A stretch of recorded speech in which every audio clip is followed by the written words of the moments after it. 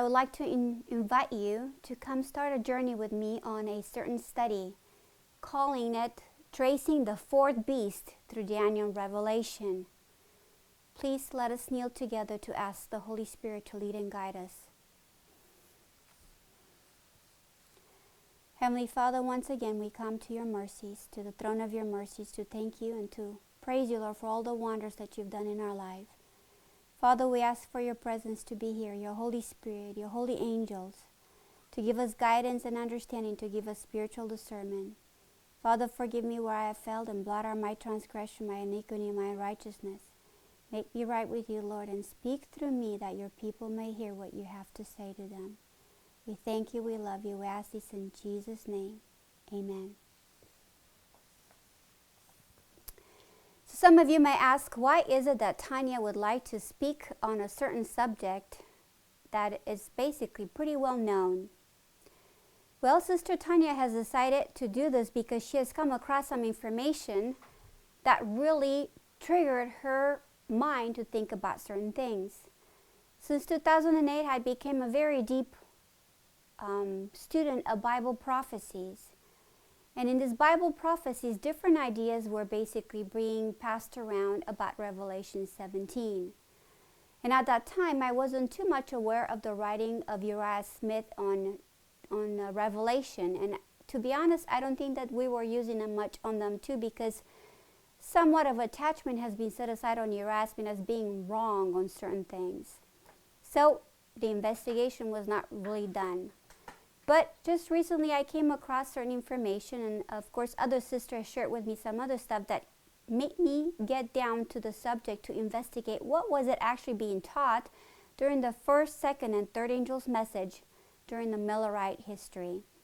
And as I searched this information, I came to understand that actually the understanding of Revelation 17 of the seven heads was completely different than what is being taught today in Adventism and by different independent ministries.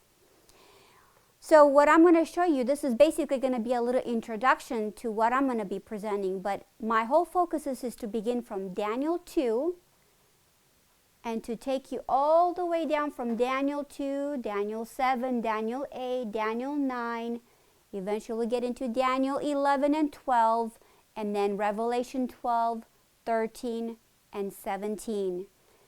And then, of course, Revelation 18, which we're going to be able to see the punishment of Babylon.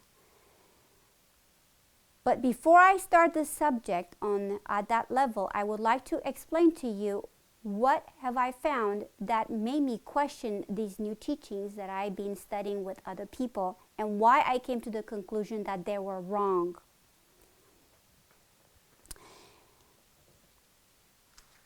A few months ago, in the Seventh-day Adventist Church on the quarterly, we actually had to study the book of Revelation. We ended up going to Revelation 17, and while I got into Revelation 17, I did a little bit more investigation because I had to present that subject. And as I was doing this research, I stumbled over a document that Uriah Smith did, which is found on the Pioneer CD-ROM, and it's called The Seven Heads of Revelation 12, 13, and 17. The information about this book tells us that there was no year date available. So I did a little more research on the internet, and Ada has helped me to do so too, but we weren't able to trace absolutely nothing. The only thing is that I know from this booklet is that at that time, different ideas were being promulgated in Adventism about what the seven heads were, which were completely in opposition to what William Miller was teaching and Uriah Smith was teaching in his books. And so Uriah Smith felt under obligation to write this presentation into exposing the error of accepting this new belief. And I'm just going to read a few paragraphs from these pamphlets just so you kind of get the idea what was really being dealt with. And this is what he begins with. It says, in advocating the new view that the seven heads of the dragon of Revelation 12 and the beast of Revelation 13 and 17 represent seven forms of government that have existed in the Roman Empire, the writer deems it necessary to remind the reader that he is not dealing in novelties. He is not introducing a new view to appeal to the curiosity of the reader and to cater to the not always healthy excitement of pursuing a line of thought because it is strange. But the view which will be advocated in this paper is one which has characterized the Adventist movement from the beginning through the first, second, and third messages to the present time, and is only beginning within a few years to be called in questions. Now, a few years to be called in question, we're not really quite sure what year it began to be called in questions, but apparently it's been around for a little while. Nor can the view be said to be peculiar to Adventists in its historical aspect, a scheme devised by them to meet their peculiar views of prophecy. For scholars declare before the Adventist movement began that Rome had presented to the world as a unique and marvelous feature of history 7 distinct forms of government. All that the Adventists did was to say, as the most natural thing in the world, that if Rome did have 7 forms of government, the 7 heads of the dragon, which was a symbol of Rome, must be designed to represent that fact. The old Roman historian Livy and Tacitus acknowledged the different forms of government in Rome to be so many heads of the Roman Commonwealth and expressly named these 4 forms: kings, consuls, dictators, and decemvirs.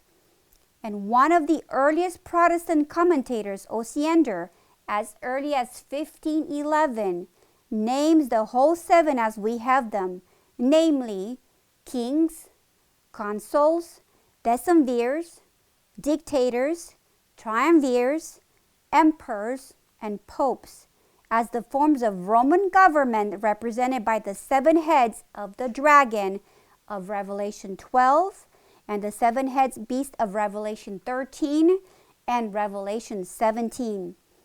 Adventists, under the first message, at once adopted this view. And actually, we have also proved that William Miller in his writing uses exactly the same explanation when he comes down to explain the 7 heads in Revelation. So it is nothing new. It's just the same truth that was actually taught in the past. Now, the messenger of the Lord, Ellen White, is letting us know the Lord has led in the first and second and third angel's message, and that not a pin should be moved from any of them. So I'm kind of questioning in my own mind, how do we today stand in front of God when He's letting us know that we shouldn't remove any pin from the old truth? Nor should we twist it, nor should we add, or nor should we remove. That's why I think that we need to really, truly investigate what is being taught by others and go back and investigate if it's still the old truth. Remember what Jeremiah 6:16 is telling us? In returning to the old paths, we shall find our rest. Moving on to another paragraph that I'd like to read to you. Now is introducing the new understanding or the new way of application of it. And it basically starting with the dragon. And what he's saying is basically that the dragon, the way they had wanted it to apply, this is actually from page 3, paragraph 1. It says, in The Great Controversy by Mrs. E.G. White, page 138, we find the following on this point. The dragon is said to be Satan. This is Revelation 12:9. It was that moved upon Herod to put the Savior to death. But the chief agent of Satan in making war upon Christ and his people during the first centuries of the Christian era was the Roman Empire, in which paganism was the prevailing religion. Thus, while the dragon primarily represents Satan, it is in a secondary sense a symbol of pagan Rome. This is the only reasonable and scriptural view to take of this matter. And how may we know when a dragon is thus used in a secondary sense applying to some earthly power? It is when some specific features are ascribed to it, as multiply heads, horns, etc. For a dragon, unqualified, has no such peculiar features, but is simply a hideous creature conforming to what we see in nature. So when it is applied to Satan personally, It is explained as applying to him, and none of these features appear, but an additional phrase, that old serpent, is added to guard us further upon this point. Therefore, when such features as heads and horns are noted, as in Revelation 12:3, we may know it is used in secondary sense and applies to an earthly government, that earthly government being in this case his chief agent, pagan Rome. So in Ezekiel 29:3, Egypt, then a prominent agent of Satan, is symbolized by a great dragon, but there it is represented as a river monster having scales. It is certainly bad enough for unbelievers and worldlings to caricature the devil as having 2 horns and a tail. How much worse it is for Bible students to emphasize that caricatures by giving him 7 heads and 10 horns, as well as the inevitable tail. John had the vision of Revelation AD 96, and here he is shown a symbol of the government under which he lived and was suffering persecution. And that symbol was a great red dragon with 7 heads and 10 horns.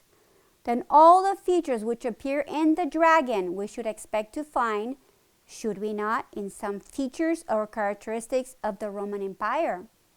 According to this view, contrary to old precedent, the scope of this vision was retroactive, going back not merely to the beginning of the history of the then current government, but a way outside of its limits to take in the great governments of the earth, which had been already symbolized in prophecy, some of them 3 times over, and which had passed away centuries before, never again to appear or to have any influence among men.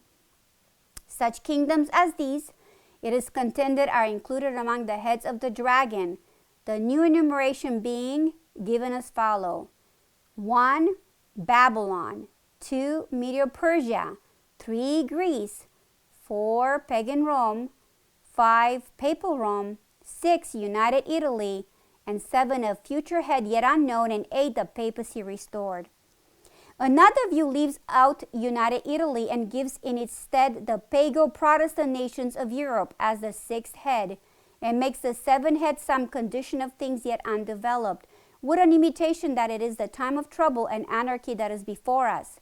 This view is inconsistent with itself in that it assumes that a head must be a separate government, and it makes the 6th head a multiplicity of state church governments spread all over Europe, and the 7th head a state of anarchy, which is absence of all governments. The objection to such an application is that already intimated. It is contrary to all precedent. No prophecy can be found dealing with subjects in that way, that is, introducing new symbols to represent old governments which had had their day and passed away, never again to appear among men. What conceivable reason could there be for prophecy thus to deal with them? Prophecy relates to the future from the time it is given, not to the past. It only goes back far enough into the past to show the grounds for the future events which it predicts, and to identify the symbols which it introduces. Of this we have an illustration in Revelation 12:1 and 2. And just as soon as a nation has performed its part and passed away, it is dropped out of the chain of events, and the prophecy goes on with the future. This is illustrated in the vision of Daniel 8, which was given in the last year of the Babylonian supremacy, and therefore begins with the Medo-Persian Empire, because nothing further of the Empire of Babylon was to be taken into account. So I'm going to skip down now to page 6, paragraph 1. So according to the uniform showing of symbolic prophecy, if any one symbol was designated to take in at one view all the great governments of the world, the symbol by which this is shown should have been introduced while the first of those governments was a reigning power, instead of waiting till one or more of them had passed away and then given as a picture of their ghost after they had gone into their graves. So what Erasmus basically is telling us is that basically the reasoning of saying that this beast, which is basically the beast of Revelation 17. The body is definitely the body of Rome. But the body of Rome, now instead of having the 7 governments which basically ruled throughout the entire Rome, and Rome is still today present with us, they're saying that the body of Rome produced a head that at one point it could have been Babylon. At one time it could have been Medo-Persia, it could have been Greece, then pagan Rome, then papal Rome. And what today they're saying that another head is United States, and then the other head is United Nations. And then eventually the 8 again will be the modern Rome. So if you really think about it, it makes no sense. We have nowhere in any Bible history making such type of application. Even Revelation 13, where you're having the beast of 13, saying that it had a body of leopard, it had feet like a bear, it had a head like a lion.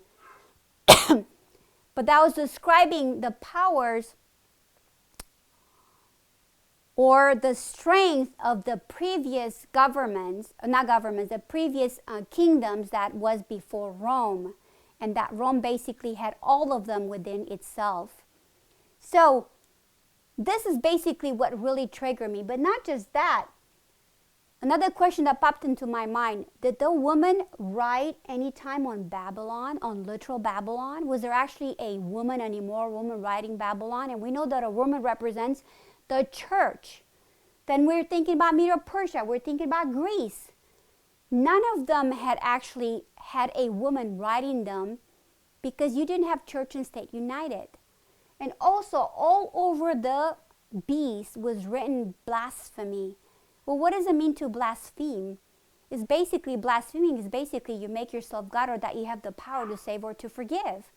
Well, did Babylon ever claim that? Did Medo-Persia ever claim that? Did Greece ever claim that? We know that none of that is true. So therefore, this application could not stand if you really take all the intricacies of what the Bible is saying and applying them. It just doesn't fit the glove. Like you're saying, if it fits, it fits. If it doesn't, then you need to restart again and see what is missing. So this is the one document that really intrigued me into investigating, okay, what is Erasmus really saying here? The other one is that I went back and I checked into his books. In his older books, Thoughts on Revelation from 1865, you will find it on page 270 that he's saying the same thing. He's basically give you the same understanding that the 7 heads of Revelation 12, 13, and 17 represent the 7 type of governments that Rome had had. Then also in the Thoughts of Daniel and Revelation, the one book that was put together after a canvasser requested that it would be much easier to sell, on page 751, it is the same explanation. But as you get down into after the 1940s, 1950s, and this one is from 1944, you have a different explanation, and some of those things are not even in there. So what really helped me to understand was this book is called The Spirit of Prophecy Vindicated. This little booklet, I stumbled over it, is written by D. Nicolici. It's actually published by General Conference, the Seventh-day Adventist Reform Movement in Sacramento, California. And this man was alive and had information to explain what really had gone on during that time. He explains the fact what had happened with the Great Controversy. The 1888 version, there was one statement in there that the leaders of Seventh-day Adventists at the time, they wanted it to get rid of a certain specific statement, and it had to do with Revelation 18. In the Great Controversy 1888, she writes that the Revelation 18:1 is still yet a future fulfillment. But in 1911, you'll see that that statement is basically removed. And the statement, it is right here. Just a second, it is on page 33. It says, furthermore, in the 18th chapter of the Revelation, in a message which is yet future, the people of God are called upon to come out of Babylon. Now, this is something that we'll also be dealing with in further future down because this has to do with Revelation 18. And we know the statements of Sister Juan about Revelation 18, 1-3, which she makes the connection with some great buildings in New York being brought down. And then she points us out that from there on, the words of Revelation 18, 1-3 will be fulfilled. But also in this booklet, going back to what Erasmus was saying, we're also told that the General Conference leadership were also trying to change Daniel Revelation and place it in a new setting. In the section 8 of this book, it's called Daniel Revelation, a New Setting. I read from page 36, we introduce the book of Daniel Revelation here not because we believe it an infallible or inspired book, but because it is accepted by the Advent movement as established doctrinal teachings. The main reason for bringing it to notice at this juncture is because of certain changes that have been made in revising this book, particularly those which relate to Revelation 18:1, as we have emphasized in the previous section. Although in 1911 the leading men had succeeded in eliminating from great controversy the words "a message yet future," still the book Daniel Revelation, even in its later edition of 1936, continued to declare the solemn testimony of its future fulfillment, as the following quotation shows. As we are therefore to look this side of 1844, where the previous message went forth, for the announcement brought to view in this chapter, we inquire, has any such message been given from that time to the present? The answer must still be in the negative, hence this message is yet future. Daniel Revelation, page 712. Thus we see that a controversy continued in the teaching of these two books until 1944, when a new edition of Daniel Revelation was prepared, and this point of conflict came to an end by eliminating the words, "This message is yet future." The following shows the change that was made. We therefore inquire, has any such message been given from that time to the present? The answer is yes. We are now hearing the third angel's message, which is the last to be given before the coming of the Son of Man. As declension has increased in the religious world, that message has been augmented by the warning of Revelation 1-4, which thus constitutes a feature of the third angel's message, which is now being proclaimed with power, enlightening the world with its glory. Daniel Revelation, page 17. So basically, this new book from 1944, that's exactly what this is saying. But if you go back to the spirit of prophecy and you investigate for yourself, you will recognize that the messenger of the Lord was given understanding that the Revelation 18:1-3 was still yet future. And what she does, and this is you'll find in Life Sketches, page 411, or Review and Herald, 1906. I don't remember the exact date now, but we will be dealing with that in the future. It was actually published in 1906, but it was actually written out a few years back. And Sister White connects it with some great massive buildings being taken down by the power of God in New York City. And we shall see that actually will take us back to September 11, 2001. Now, I'm not saying that September 11, 2001, all of those words fulfilled. No. What I will be showing and demonstrating that is that's just a beginning point. And from that on, Revelation 18:1-3 will be fulfilled. But my main focus right now is basically tracing the fourth beast of Daniel, that we may be able to understand from the beginning to the end what it has to deal with. On another note, I want to point out to you that Rome itself, in their book, and they do a book, the DEB Bible, which is a Catholic Bible, the 1610 version, in one of their sides note, in Daniel chapter 7, they actually describe their government as having 7 different type of governments, and they're actually applying them to themselves as Rome. So if they are recognizing themselves as being described as 7 governments, why should we deny that? And not just that, but if you check carefully in the newer Bible version, they remove that understanding out. Why? Because Rome does not want to be discovered. Rome will always be hiding itself behind any type of thing that he can in order for people not to understand who really they are and what they're all about. But Bible prophecy exposes it very clearly that even a child could follow it. Yes, prophecy is written in such a way that even a little child could follow it and understand it and apply it. And this is what we want to do. Also, I like to point out that even Erasmus itself, prior to writing Daniel and Revelation together as a book in 1882, or prior to that time, he actually understood that Rome was the king of the north in Daniel 11:40. So I have a document here. It's called A Supplement to a Comparison of Position of Daniel 11 by Robert M. Eldridge. And this was actually typed out on June 3rd, 1943 in Tacoma Park, D.C. And this is basically has to deal with about who is really the king of the north in Daniel 11, Turkey or Rome. And this gentleman does a very good explanation in pointing out that basically Rome is the king of the north. Again, when we will get there, we will deal with that subject also. I just want to kind of give you an overview. So, how many more minutes do I have? You've done about 16, 20, you've done 20 some. Altogether. Now we're going to go to Daniel 2. I really would like to begin with the very beginning. And what I've done the picture of Daniel 2. And I've actually put all the verses that are dealing with the kingdoms that Nebuchadnezzar had seen in his dream but didn't know what they meant, or he couldn't even remember them. And so I just kind of put an outline for you to see that, because the Bible is very distinct into explaining what each portion represents. It never mingles or intermixes truth to become confusing.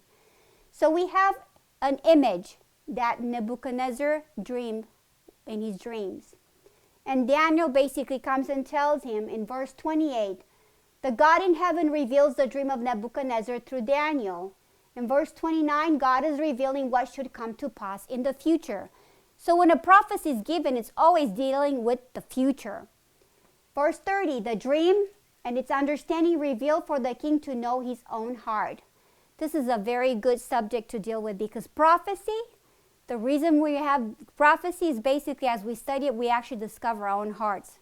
And that's something that is kind of hard to explain. How does that happen? But this is what we're being told. The more we study prophecy, somehow the more we expose the thoughts of the true thoughts of our own hearts. And we really get to see how wicked we are. So this was basically for King Nebuchadnezzar to know his own heart. Verse 31, the great image with excellent brightness, with the form terrible, stood before the king.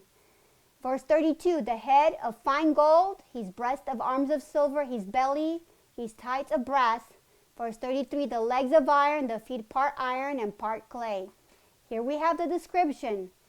Gold, silver, brass, iron, and iron mixed with clay.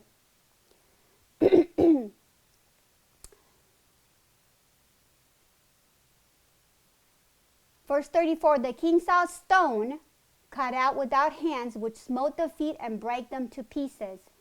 Verse 35, then the iron, clay, brass, silver, and gold broken to pieces together.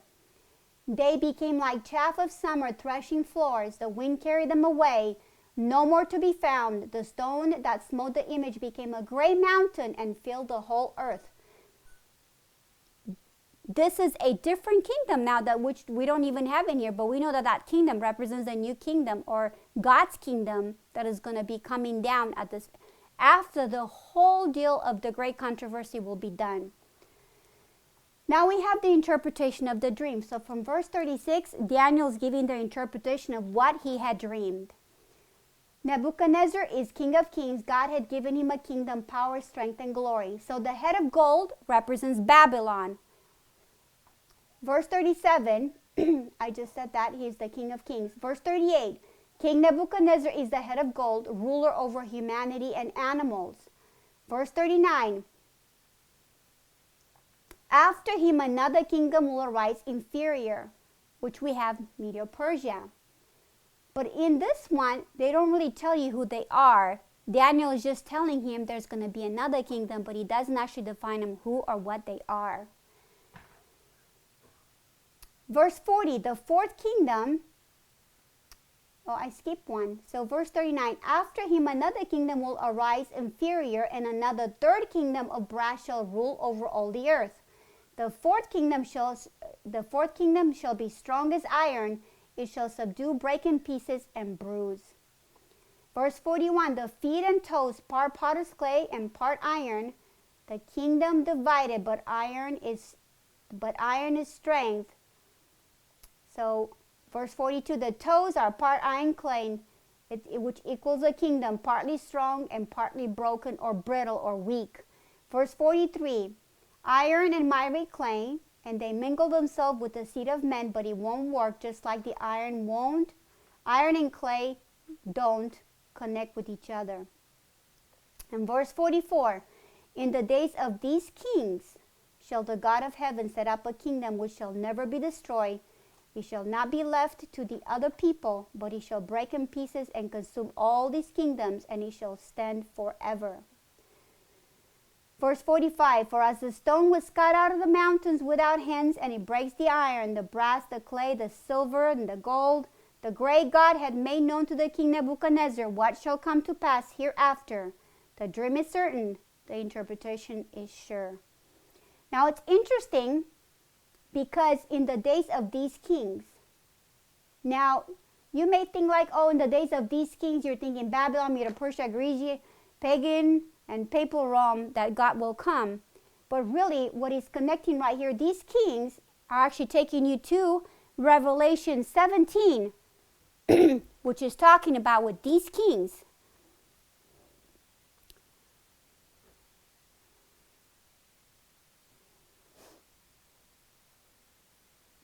Verse 13, which is talking about the 10 horns of these kings. So basically, Daniel 2 has a connection with Revelation 17, if you would be willing to see it. So now we already had identified Babylon. We identified Medo Persia, Greece, Rome, which comes in two phases, pagan and papal. But yet in this verse or in this chapter, we're not specifically told who they are. All we know that Nebuchadnezzar knows that he is the head of gold. So we know that the first part, it is Babylon. But we don't have the explanation yet of who is going to be the following kingdoms. Now as we enter into Daniel 7, here we're going to have a more deeper understanding. So basically what I'm trying to get out of these chapters is not focusing on all the powers, but like I said, we are in the search of the fourth beast. So the fourth beast will be the last beast, which is definitely going to be Rome. In the book of Daniel, chapter 7, we have a very well described of Rome and how pagan Rome has to be taken away in order for papal Rome to come to power. And how that happened, it had to happen that out of the 10 horns, 3 of them had to be removed by the roots. Now, I know that in our prophetic charts, in the 1843 chart and the 1850 chart, we have describing and the way they applied it that the 10 toes actually applied to the 10 kings or the 10 tribes, which 3 of them were removed. My question to you, if that would be the case, if out of 10 toes, another one were to arise, and then 3 removes, how many toes would you should have left? You should only be left with 8 toes. So you would have 4 on one foot and 4 on the other. But is that the case? No, we actually have 10 toes. So these 10 toes, I would have to point them out that actually they take you to Revelation 17, which actually describe the 10 horns, which are actually the 10 kings that shall rule 1 hour with the beast, and then eventually will burn the whore. So these are just thoughts for the future for you to really think about. Now we're entering in Daniel 7, and in Daniel 7 we have 2 descriptions. We have the first set of beasts, they come out of the earth, and the second set of beasts, they said they come out of the first one, they come out of the great sea, and the second set come out of the earth. So that's something to really think about, because we know that in Revelation 17 we're told that water represents multitude, people, and nations, and the earth is the opposite of the sea, so therefore it's something that is not very much populated, so it's not a lot of population. And actually, a wilderness, you hardly find anybody around there. So let's keep that in mind as we're going to be investigating this. Verse 2 says, 4 winds strive upon the great sea. Verse 3, 4 beasts come up, diverse from one another. Verse 7, 4 beasts, dreadful, terrible, strong, exceedingly, has iron teeth, devour and break in pieces, is stamped residued feet, is diverse or different from all the beasts, and it had 10 horns. I just want you to remember that in the book of Daniel, the 4th beast is not being described as having 7 heads. The only information is given us is that it had 10 horns. So here we have a beast that has 10 horns.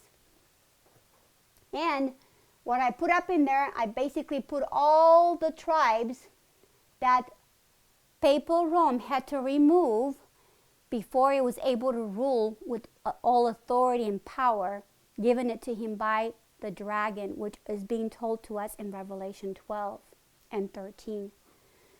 So we have Suevi, Visigoths, Franks, Burgundians, Heruli, Ostrogoths, Lombards, Vandals, Alemanni, and Anglo-Saxons. And of course the 11th one would be papacy, but the 3 of them had to be removed. So consider the horns. Another little horn came out before, whom 3 of the first horns plucked up by the roots. So here we have 10, but down here we only have 7 plus 1, which is 8. And so this is describing us the taking down of paganism and lifting up papacy, basically hiding paganism under the cloak of Christianity. We're told that this last horn that comes up, he has eyes like a man and a mouth speaking great things. Now this word great things is not a word in saying speaking good things. Great things is kind of a blasphemy that you can take upon yourself to say, like the papacy has done, that he has the power to save, that he basically is God on earth or Christ on earth, that he is the Son of God. Verse 11, Daniel beheld the horn speaking great words. He beheld until the beast was slain, body destroyed and given to burning flame. Now, put yourself this question, when does verse 11 actually fulfills, and where does it talk about that? That's not until Revelation that we understand that basically the beast will be burned and thrown into the lake of fire. I think that's Revelation 19 that will be describing that. Now for verse 17 on, so remember this is verse 2, 3, 7, 8, and 11. I've only taken the verses that deal with the 4th power that we're looking for. Now we're skipping down to verse 17. It says, these great beasts which are 4 kings, and they come out of the earth. But in this part of the chapter, they're only going to be dealing with the 4th beast, which is Rome.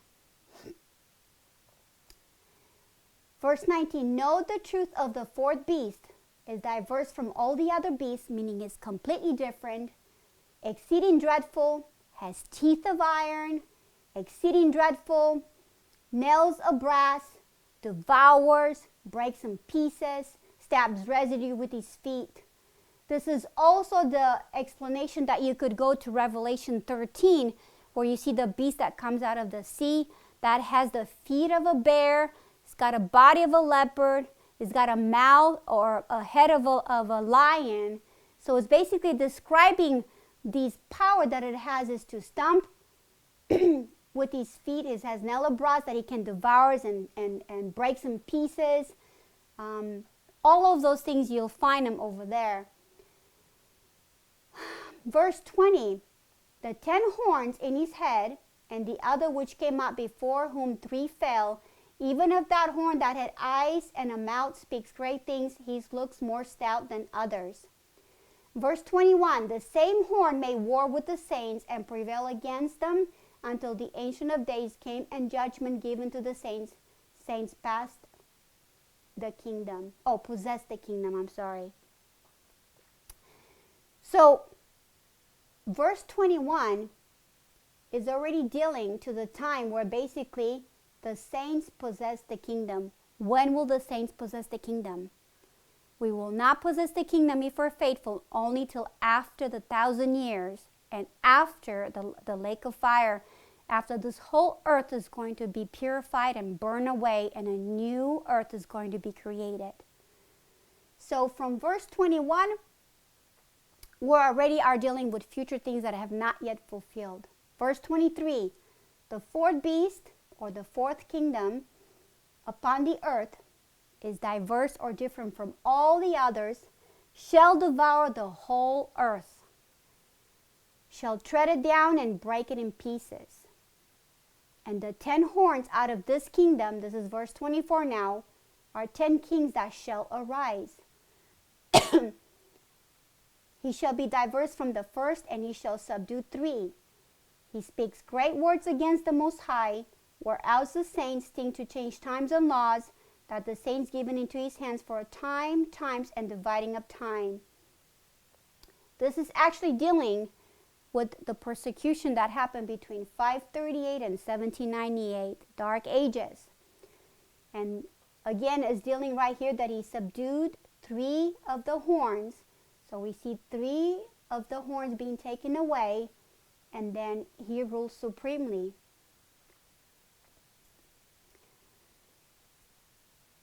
Verse 26, but judgment shall sit, they shall take away his dominion, to consume and to destroy it unto the end. Verse 27, kingdom, dominion, greatness of the kingdom under the whole heaven given to the people of the saints. So we know that it's going to be changing times.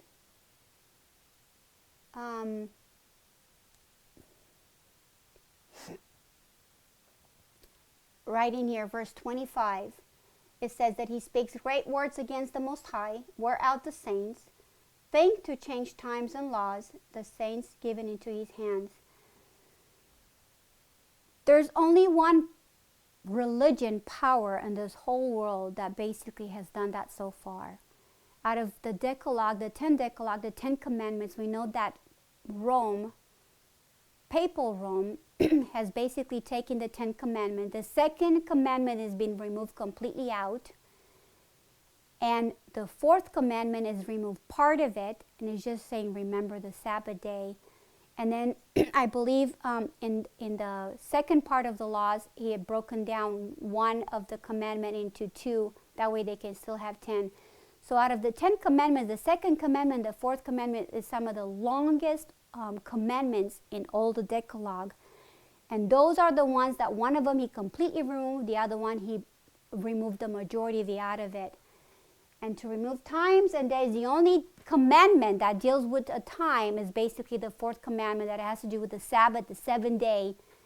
And that's the one that he's basically taken away, the 7th day or the Sabbath. And he's replacing it with the first day of the week, which is Sunday, the day of the sun or sun day. That's a whole different subject that we can enter into, but I'm not going to deal with it. I'm just kind of doing an overview over here on these subjects. Probably this is for people that are a little more advanced, that understand what I'm talking about. But there's plenty of information on the internet about explaining this very detailed information. So this is what we got to remember. Rome, the first Rome that is described in Daniel 7 comes up with 10 horns. Another one comes up and 3 are removed, and he's left with 7 horns with the papacy heading out. So this is again another trail that we have understood that this is dealing with Rome. Now we're going to enter in Daniel 8. Daniel 8, we have a few verses that is actually dealing with pagan Rome being brought down from power or removed, and papacy placed on the throne. Paganism has never really left Rome. If you go into a Vatican today, into their any type of their they're not monasteries, what are they called? Cathedrals, you'll be able to see that basically paganism is everywhere. So basically what papacy did, they didn't really got rid of paganism. They actually lifted it up and hid it behind their cloak, pretending that it's all Christianity, when really it's just pagan with a new label. I mean, the statue that they claim that is Peter, it's actually not Peter. It's actually a statue of an old god that they used to worship. And all the statues that they have and the idolatry that they bow down to, all these things, it's basically, it's idolatry, it's paganism. Now in verse 8 of Daniel 8, we're dealing with the great horn that was broken. So we got to take you back a little bit into Greece so you can understand the transaction from Greece into Rome. And this is what it's telling you in verse 8. The great horn was broken, which was basically Alexander the Great.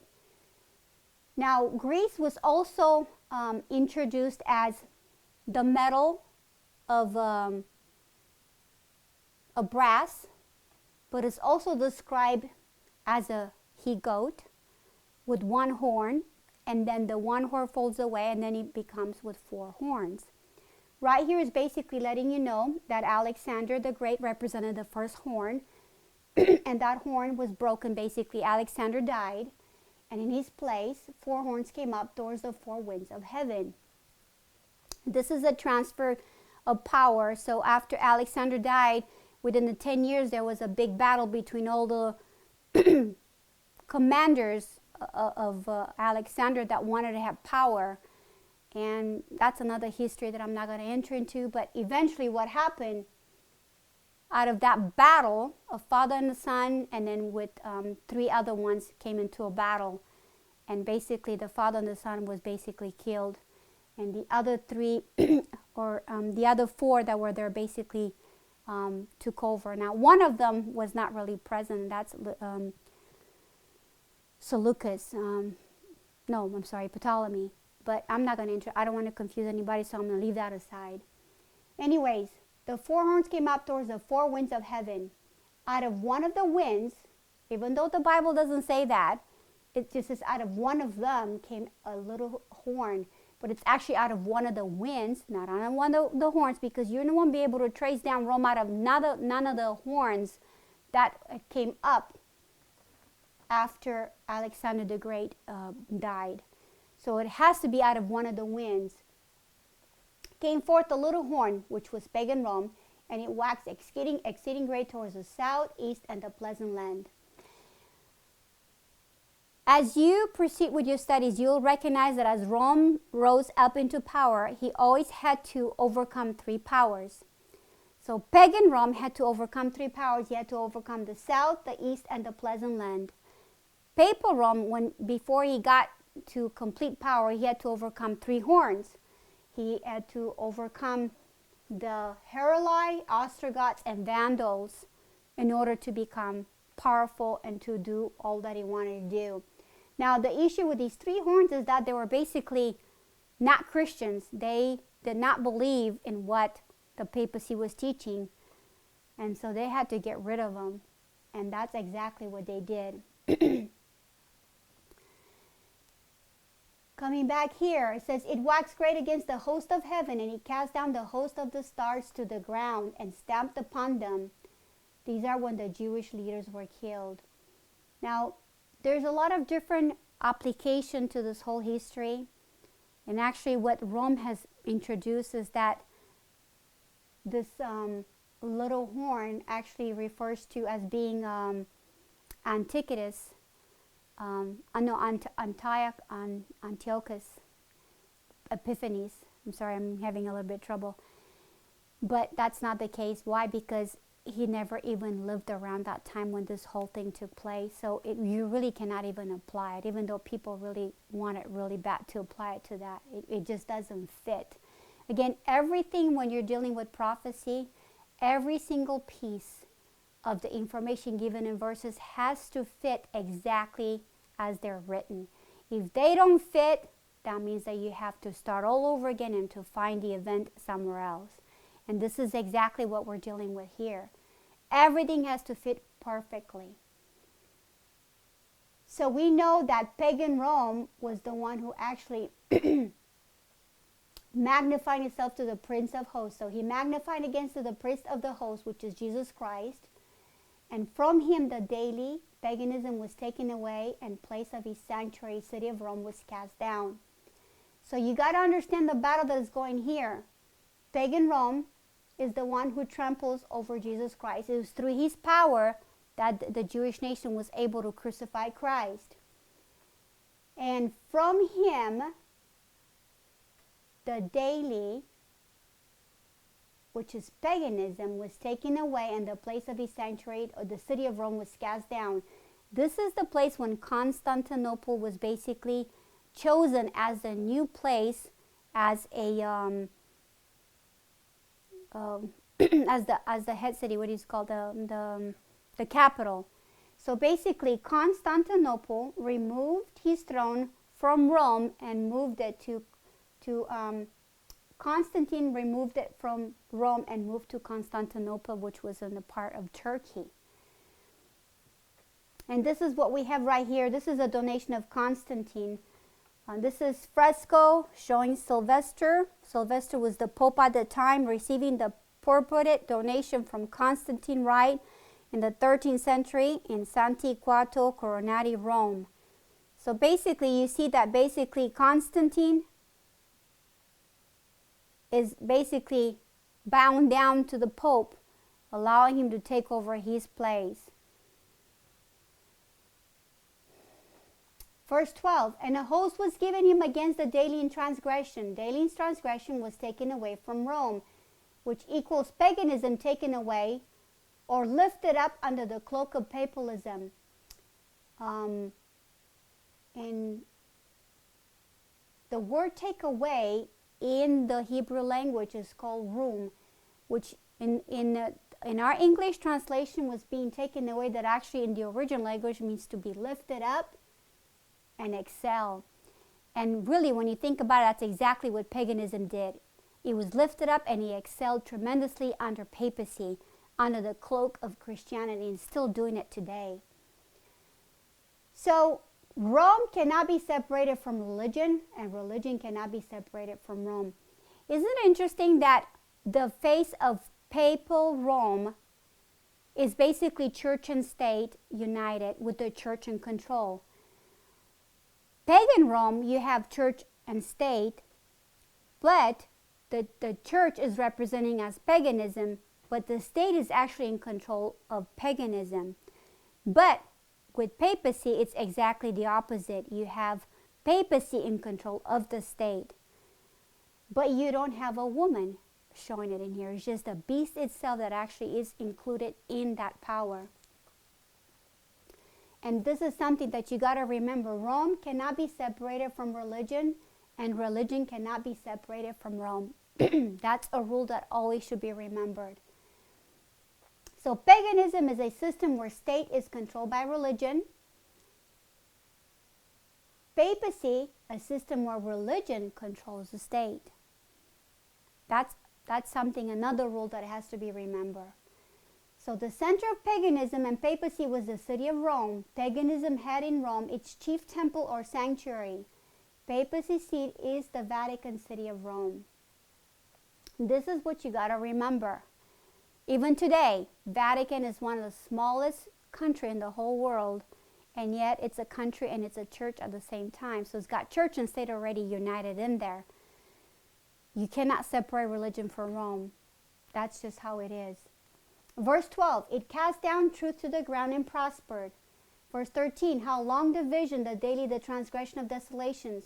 How long the sanctuary will be trodden down? How long the host of the sanctuary trodden down? And the answer given is unto 2300 days, then the sanctuary be cleansed. So verse 13 is dealing with actually a situation that I'm not going to get into it, even though the fourth beast has something to do with it. But we do know that pagan Rome was involved in crucifying Christ. And we do know that papal Rome was the one who was involved in persecuting the saints from 538 to 1798. There was also persecution by pagan Rome, but it did not, the duration was not as long as it was under the papacy. Verse 23, a king of fierce countenance, understanding dark sentences, shall stand up. And this is the connection with Deuteronomy 28, 49, 50 that I was telling you at the very beginning, that Moses was warning God's people that if they are not going to be obedient, they will be scattered or punished. So in Deuteronomy 28, Moses is telling that, and also in Leviticus 26. Verse 24, his power is mighty, but not by his own power. He shall destroy wonderfully, shall prosper in practice, and shall destroy the mighty of the holy people. Verse 25, through his policy shall cause craft to prosper in his hand. He shall magnify himself in his heart. By peace shall destroy many, shall stand up against the prince of princes. He shall be broken without hands. Which this is basically dealing with Daniel 2:34 and 35. Now, he shall be destroyed without hands. He shall stand up against the prince of princes, which you know that is representing Jesus Christ. And by peace he shall destroy many. This is something that we will be getting when we get into Daniel 11. We will see that basically Rome, the way he conquered other countries is through promising them that if they submit to them and become alliance with them, that they will take care of them and protect them from their enemy. And so by peace, without actually fighting them, eventually they conquered all those territories that agreed to their alliances. Now, down here, I have a little bit more information to kind of help you to understand the process from switching from pagan Rome to papal Rome, the two phases that actually are shown in here. In Daniel 2, we have the two legs. The two legs representing the two phases of Rome. Imperial or pagan Rome, and then papal Rome. And right here, we have a little statement. This is from C.T. Everson, Bible Lectures, page 91 and 92. It says, La Banca, professor of history at the University of Rome, says to the succession of the Caesars came to the succession of the pontiffs in Rome. Right in the Vatican itself, a large painting about 75 feet across, depicting Sylvester I, one-time Pope of Rome, receiving a little figure, a statue of a warrior. Constantine is placing this little figure of a warrior into the hands of the Pope, just as he is getting ready to leave Rome. The seat of government was removed to Constantinople. This is exactly the picture that is in Rome, as large as 75 feet. Also, I don't know if you can zoom in here. Right here, I have the 2300 days prophecy of Daniel 8:14, which is dealing with verse 13 and 14. Now, we haven't gone to Daniel 9, which we will get there closely.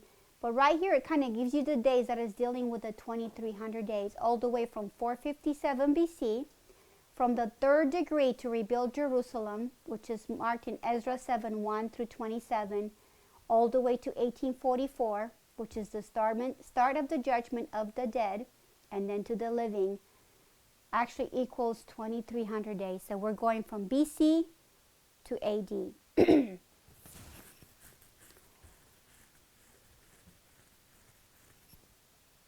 So, just a quick overview of what we've done so far. I think we're going to stop here. I just want to give you a quick overview of what we've been dealing with.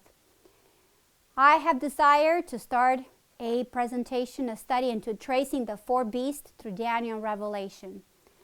I've kind of given you the motives, what kind of drove me to that is because I found some information that I didn't know about. The fact that in the first angel's message, when William Miller was giving with his associates, he explained and showed and proved that basically the 7 heads of Daniel 12, 13, and 17 represent 7 different types of governments of Rome. And this is how they understood it, but this was actually something that it was taught all the way back to the 1500s and probably even before. It is nothing new. It was part of the third angel's message, and it's something that has been a truth established, and we should not change it. So what I've decided to do, I've decided to start to trace the 4th beast all the way beginning from Daniel 2 all the way down to Revelation 17. And so far we have gone over Daniel 2, showing that basically the 4th power or the 4th kingdom that was going to be the power was going to be in the legs, which is representing by the legs of iron, and then the feet mingle with miry clay and iron. Then on Daniel 7, we also saw that this power is being described as a beast with 10 horns, which eventually 3 of the horns have to be removed by another horn that comes up that actually has eyes like human and a mouth that speaks great things.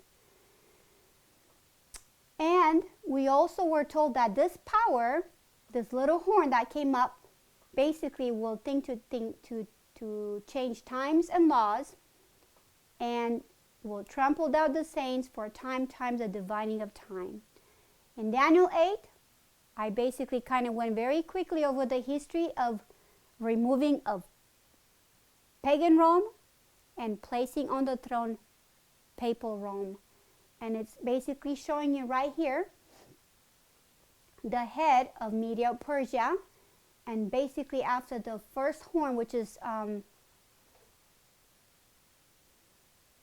Alexander the Great, and then the other ones that came up, which was Ptolemy, Seleucid, Cassander, Lysimachus, and the other little horn that came from the winds, another part of the winds, towards the 4 winds of heaven, was actually the little horn, which is Rome. And so we know that the little horn must be understood to symbolize Rome in its entire history, including in its 2 phases of pagan and papal Rome. But mind you, prior to Rome coming on the scene as pagan and papal Rome, it had existed prior to that. Actually, I have a little chart on the wall here that shows you from the very beginning of the creation all the way to like 2004, something like that. And they basically place pagan Rome going all the way back a long time ago.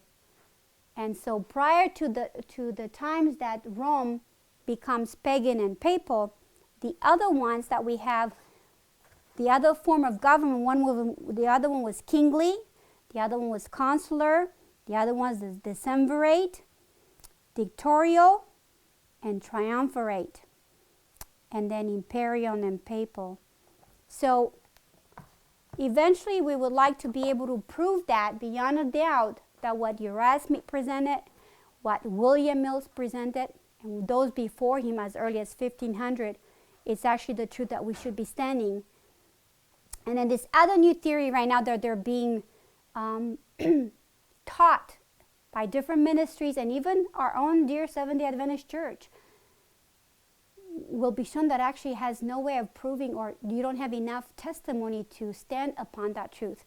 And if that's the case, then that means that the understanding of the image of the beast is completely different than what some other people might have been explaining it. And this is what my focus is, basically for us to become clear. What is truth? We want to let the truth speak for itself. We want to find it from the Bible and the spirit of prophecy. And we want to be of at least 2 or 3 testimony in order to prove that. So we will continue again in our next presentation in the search or the tracing of the 4th beast of the books of Daniel and Revelation. Let's kneel for prayer. Heavenly Father, I thank you so much that after 3 trials we finally was able to record the first presentation. I pray, Father, that you be with those that are listening to it, Father, and I hope that they'll be able to understand what is being said. And I pray, Lord, that everybody will investigate everything that I have said, everything that I have read, to know for themselves what is truth and not to take it for granted that just another person is teaching it. Please remain with us, Lord, and help us, Lord, to understand everything that is essential for our salvation, and that all this truth may become practical in our own lives, because we want to be more like you. We thank you and we love you. We ask these things in Jesus' name. Amen.